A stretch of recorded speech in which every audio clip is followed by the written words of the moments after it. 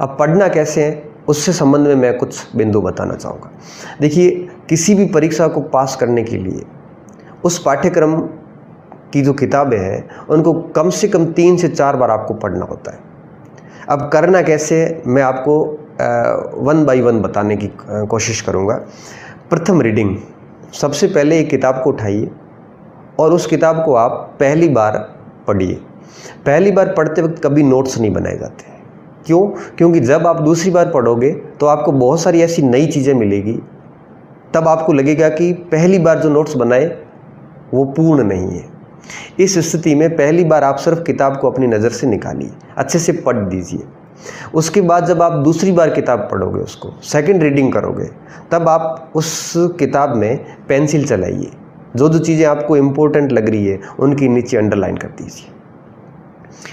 इस बार भी आपको नोट्स नहीं बनाने हैं।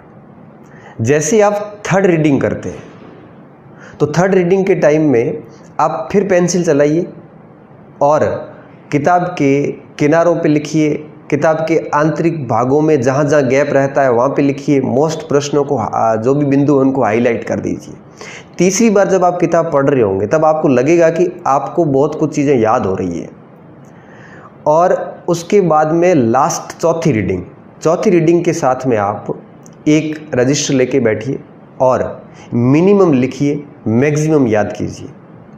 और चौथी रीडिंग के बाद में जो जो चीज़ें आपको लग रही है कि अभी भी कन्फ्यूज़न है या बहुत ज़्यादा महत्वपूर्ण है, उन चीज़ों को अपनी डायरी में नोट्स के रूप में उतार दीजिए। इससे क्या होगा कि संक्षिप्त नोट्स भी तैयार हो जाएंगे और उस किताब से रिलेटेड सारी चीज़ें सारगर्भित रूप से आपके रजिस्टर में आ जाएगी। फिर जब एग्ज़ाम टाइम आएगा तो आपको किताब पढ़नी नहीं पड़ेगी, आप वो नोट्स पढ़कर भी उस किताब की पूर्णता को प्राप्त कर सकते हैं। तो मेरा ये मानना है कि सिलेबस लाइए, उसके अकॉर्डिंग किताब लाइए और उस किताब को 4 बार पढ़िए। चौथी बार पढ़ने के बाद आप उस चौथी बार पढ़ते वक्त उस किताब के नोट्स बनाइए। ऐसा करने पर वो किताब आपको याद हो जाएगी और वो किताब आपको निश्चित रूप से परीक्षा में मददगार साबित होगी। अब बात यहाँ पे ये भी आती है कि एक समय सर एक ही विषय पढ़ें कि बहुत सारे पढ़ें। देखो, हर व्यक्ति की पढ़ने की शैली अलग होती है। मेरा ये मानना है कि अगर आप बहुत नए अभ्यर्थी हैं तो आपको एक टाइम में एक ही विषय पढ़ना चाहिए। क्यों? क्योंकि अगर आप एक्सपीरियंस्ड हो, पहले से पढ़ते आ रहे हैं, तो आप अगर एक टाइम में 2 विषय पढ़ते हो तो बोर नहीं होंगे और बढ़िया रहेगा, और 2 विषय पढ़ने भी चाहिए। लेकिन आप अगर नए अभ्यर्थी हो, कंपटीशन की फील्ड में पहली बार आ रहे हो, तो आप अगर भूगोल ले रहे हो तो पहले भूगोल को जितनी भी प्राथमिक स्रोत है, जो भी आप किताब लाए हो, उस किताब की भूगोल पहले तैयार कर लीजिए। उसके बाद आप राजनीति ला रहे तो राजनीति तैयार कीजिए। उसके बाद हिस्ट्री ला रहे तो हिस्ट्री तैयार कीजिए। ऐसे अगर आप 5 से 6 महीने तक अगर आप ऐसी सारी बेसिक्स किताबें जो है वो अगर आप तैयार कर लेते हैं तो उसके बाद में आपका एक प्रकार से मूलभूत जो नॉलेज है वो अच्छा हो जाएगा।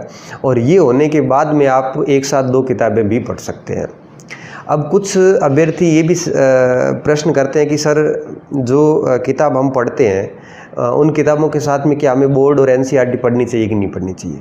तो मैं सारे अभ्यर्थियों को एक सीधी बात बताना चाहूँगा कि अगर आप नए अभ्यर्थी हैं तो आप स्टार्ट 6ठी से 12वीं किताबों से ही करें। 6ठी से 12वीं तक की जैसी माध्यमिक शिक्षा बोर्ड की किताबें आपकी पूरी हो जाएगी तो उसके बाद आप ऑथेंटिक किताबों की तरफ आइए। और अगर आप पहले से अच्छी प्रिपरेशन कर चुके हैं और अगर आप ऐसे फेज पे हैं कि जहां आप बहुत कम मार्जिन से रह रहे हैं तो आप सिलेबस के अकॉर्डिंग माध्यमिक शिक्षा बोर्ड एनसीईआरटी ज़रूर पढ़िएगा।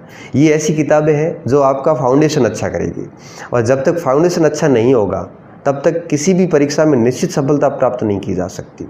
तो मेरा ये मानना है कि ऑथेंटिक किताबों के साथ साथ में माध्यमिक शिक्षा बोर्ड की जो किताबें हैं उन किताबों को भी अच्छे से करना बहुत ही ज़रूरी है। यह एक सहायक सामग्री है और इनको हर अभ्यर्थी को पढ़ना बहुत ही ज़रूरी होता है। अब कुछ विद्यार्थी इस संशय में भी रहते हैं कि सर एनसीईआरटी पढ़ें कि माध्यमिक शिक्षा बोर्ड पढ़ें। तो मैं ऐसे अभ्यर्थियों को ये कहना चाहूँगा कि दोनों का अपना इम्पोर्टेंस है।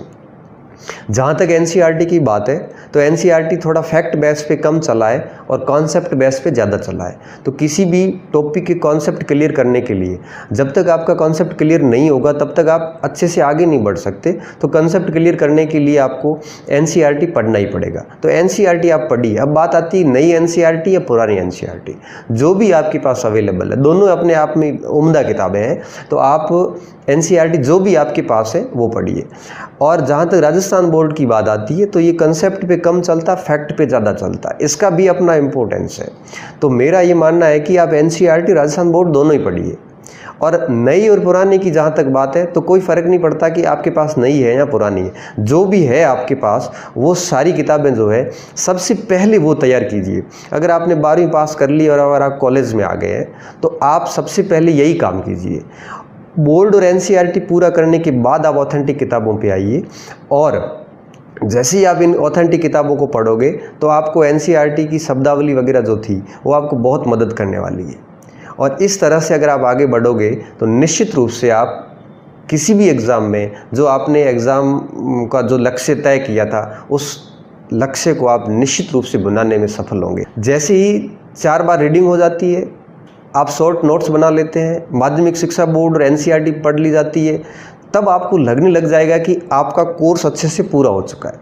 और जैसी यह स्थिति आ जाती है तो उसके बाद में अगला जो चरण आता है वो होता है प्रैक्टिस।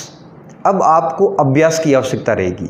तो अभ्यास हेतु आप कोई भी टेस्ट सीरीज ज्वाइन कर सकते हैं। टेस्ट सीरीज़ नहीं है तो आप मार्केट से कोई भी मॉडल टेस्ट पेपर या फिर पुराने जितनी भी पेपर हुए उनकी कोई भी गाइड लेके आओ और उनसे आप हर दिन 20-25 प्रश्न जो है वो प्रैक्टिस करते रहिए।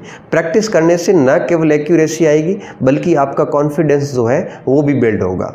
तो हमेशा ध्यान रखना, पाठ्यक्रम अच्छे से 3-4 बार पूरा हो उसके बाद ही प्रैक्टिस करना, जिससे कि आपकी तैयारी का जो है वो मापन हो सकेगा।